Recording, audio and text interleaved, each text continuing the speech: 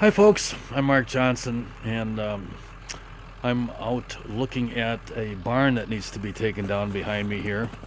It was built right around the turn of the century, and it's let's see, I just measured it. It's 32 feet wide and 40 feet long, and it sits on a block foundation, which is not holding up very well. Uh, the other side of the building is even worse than this. Um, but it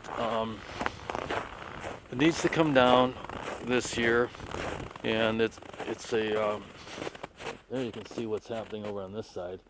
It's got a unique timber frame design. The gambrel roof structures usually are built so they have a whole bunch of posts in the center of the hayloft. And this one doesn't. Usually, well, there's the timber that supports the floor, and usually there's roof members that sit on that same timber. I can't see much in here, but anyhow, let's poke my head up here quickly while I climb up the ladder. Forgive me. Well, here we are upstairs, and the 8x8 posts support this. This is the top plate. It's a 6x8, and we've got rafters here that are full 6x6s. They look like they're Doug fir. At least they're not rough sawn. This stuff here is all rough sawn, probably native lumber. But what's cool about this building is there's no posts up here. The way the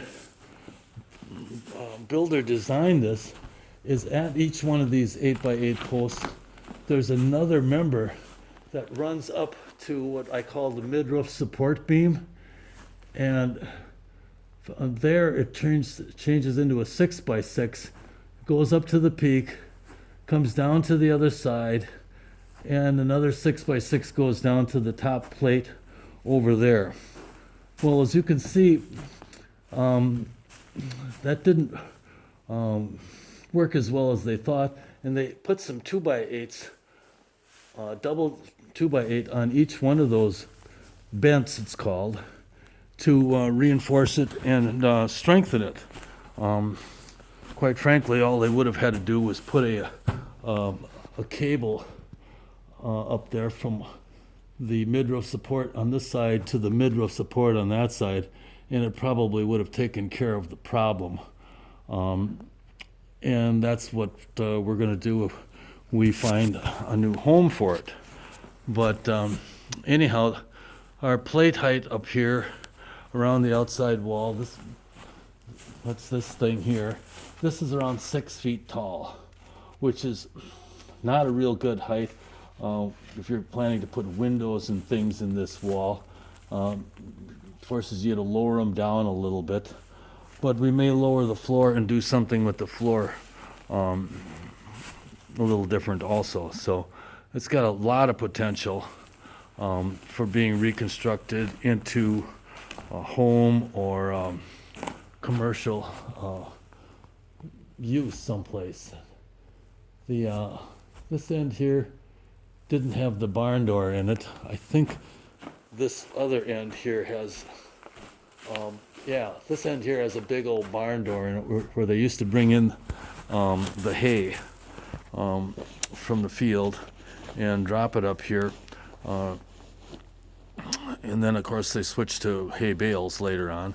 But there's a track that runs along the peak of the building behind me. You can see it up there. And that's the hay carrier.